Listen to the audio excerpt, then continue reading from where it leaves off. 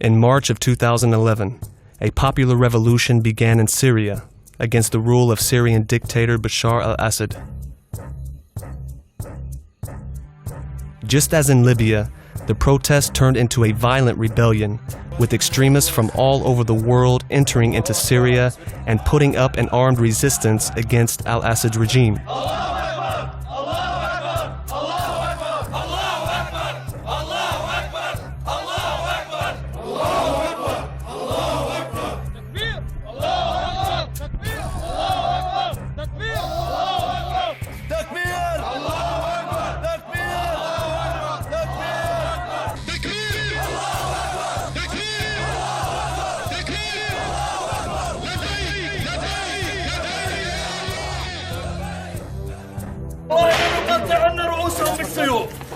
ولنجعلن الأرض والله تقذف جثثهم والله.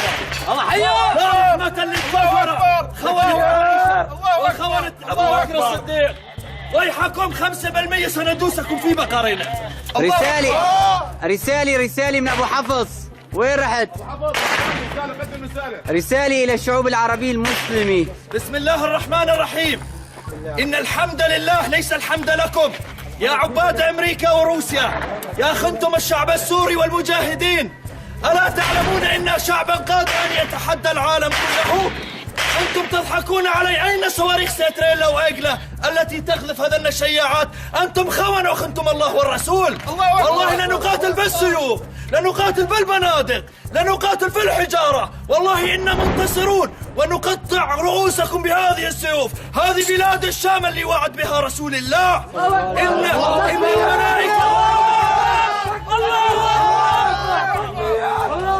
إن الملائكة تبسط أجنحتها في بلاد الشام.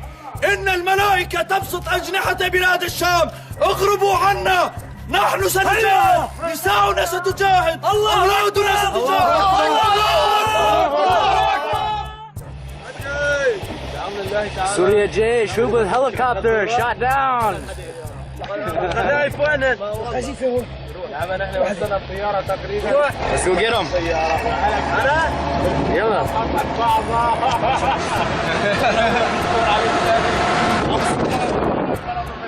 شيشاني. الله أكبر. الله أكبر. الله أكبر. هليكوبتر.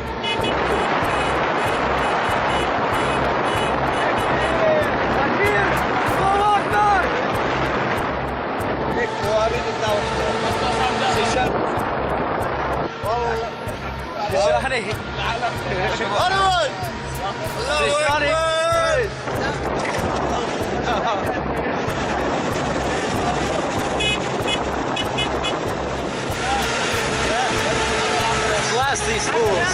You're gonna smoke them. Every day, all day.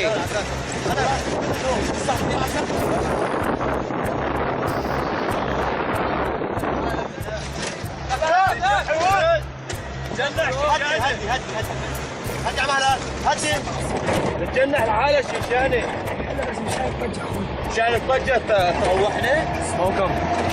هدي جد الطيارة انهزموا. تكبير! الله أكبر. تكبير! الله أكبر! هلون. Bashar Assad, this is what's left of your Air Force. Bashar Assad, halas. Kusum Bashar Assad, Kusum Shabiha. Surya Jays, Kusum. Allahu Akbar. Your mother knows where you are? Yeah, alhamdulillah. What did she say about what you're doing? I remember I called my mother once. I told her I'm going on operation tomorrow. She said, make sure you're not at the back, go to the front. I don't think my mother loves me that much. No, I'm joking. Yeah, she must love me for to say that. You know, alhamdulillah, she understands. These different militant groups and extremists would soon unite under the banner of the so-called Free Syrian Army, also known as the FSA. Once again, the United States and its allies began to support and arm the rebels, just like in Libya, just like in Afghanistan. And if George Santayana's statement holds any truth, then be sure that this will eventually backfire once again against the United States. يعني نحن بشكل عام أخي نحن مسلمين، الشيء اللي بيجمعنا هو راية لا إله إلا الله محمد رسول الله، وخرجنا في سبيل الله. هذا شيء الجميع نجمع عليه إنه خرجنا في سبيل الله. لذلك أخي بنصنع مشان النصر، مشان بإذن الله يأذن لنا بالنصر هو الإخلاص في النوايا. خرجنا في سبيل الله إذن لإعلاء كلمة الله ولتحكيم شرع الله في الأرض. ورفع هالراية راية رسولنا الكريم.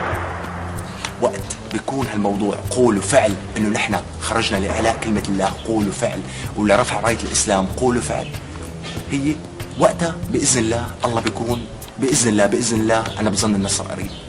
وبدك تقول لي إنه نتفرق؟ لا أخي، هذا الشيء اللي بيجمعنا. نحن الشيء اللي بيجمعنا هو هالراية، وما رح ننتصر غير وقت بدنا نرفع. وبإذن الله هاليوم قريب، وترى شايفينه يوم عن يوم عم يقرب أكثر بكثير. وهون بس بدي وجه رسالة صغيرة، بدي أقول لأمريكا ولدول الغرب الكافر كلهم، نحن بدأنا جهادنا هون بأرض الشام، وما رح ننتهي غير بأراضيكم. جهادنا بلش هون، وبإذن الله ما رح ينتهي جهادنا غير بأراضيكم، ولا ترتفع هالراي بإذن الله فوق البيت الأبيض بإذن الله تعالى. This is not a pro-Syrian film. This film does not support Syrian President Bashar al-Assad, nor those supporting him, nor those opposing and fighting him. Rather, it is a warning of what is to come and a wake-up call for all of those who are in deep sleep. In December of 2012, security officials from the United States, United Kingdom, France, the Gulf Cooperation Council, and Jordan met with commanders and representatives from the FSA to elect a 30-person military council.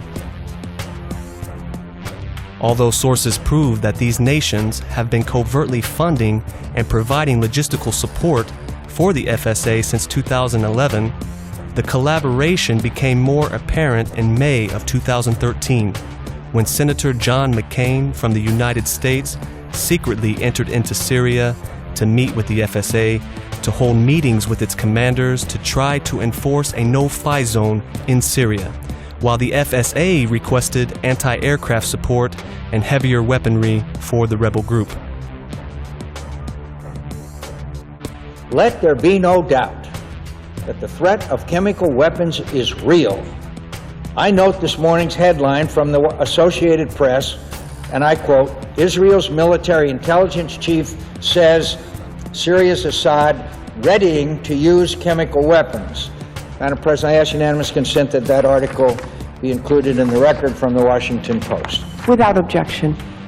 Meanwhile, Russia continues to ship heavy weapons to Assad, including, as senior Obama administration officials have stated, the very helicopter gunships that the regime is currently using to bomb and shatter civilians.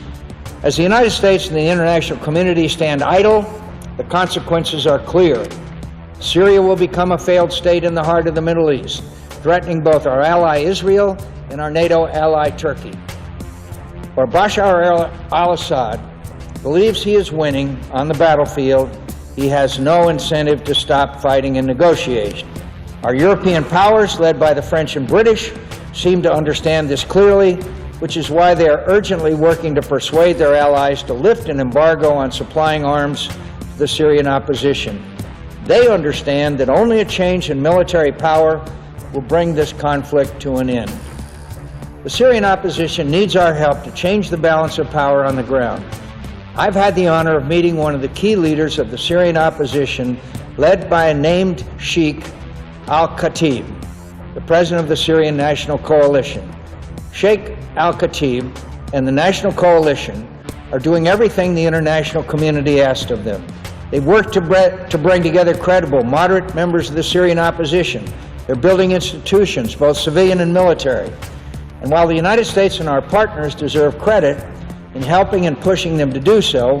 When the opposition coalition asked responsible nations for support, when they asked us to help them in coordinating the distribution of aid, governing the liberated areas, and ultimately forming a transitional government, when they ask us for this assistance, what have we done for them? Next to nothing. Beyond providing arms to the opposition, we have other capabilities at our disposal that could make a decisive difference on the ground and save lives. I'll just give you two examples. NATO has deployed Patriot missiles batteries in Turkey that are capable of shooting down Syrian aircraft as far south as Aleppo.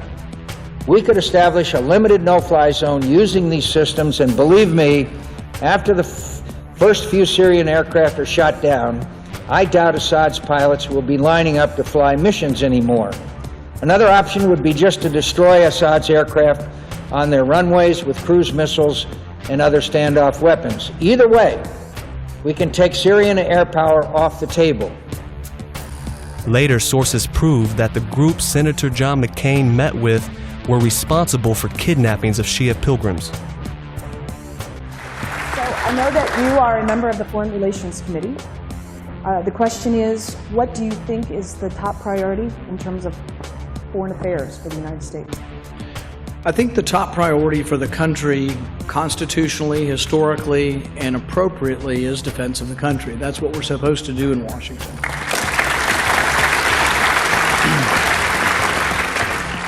That being said, Reagan's motto was peace through strength. It wasn't war through strength. There are some, sometimes in our party, who mistake war for defense. And if you don't believe in eternal and perpetual war, it doesn't mean you don't believe in a strong national defense. And this is an important distinction. There are some in our party who wanted to give arms to Gaddafi, and then a year later wanted to give money to rebels to overturn Gaddafi. There's a certain inconsistency. I'm very worried about getting involved in a new war in Syria. And people say, well, Assad is such a bad guy. He is.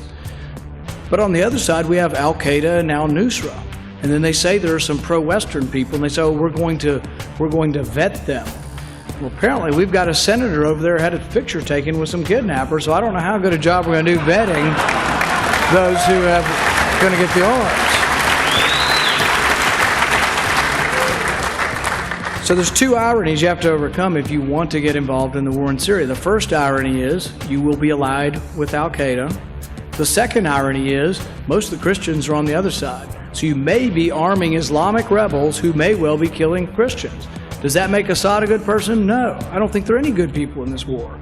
And there's some tragically innocent people who are going to be caught in the middle, but I just don't know that arming one side is going to make the tragedy any less. So I think we need to be careful and cautious.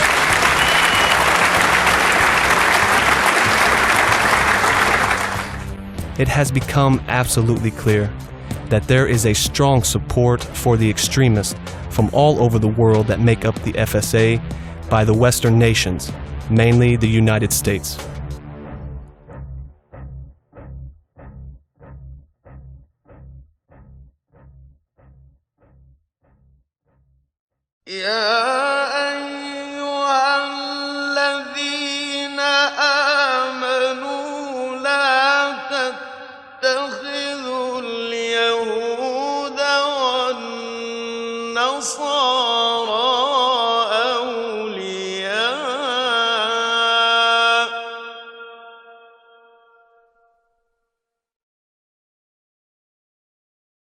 بعضهم أولياء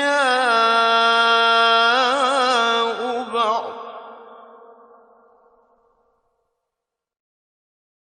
ومن يتولهم منكم فإنه منهم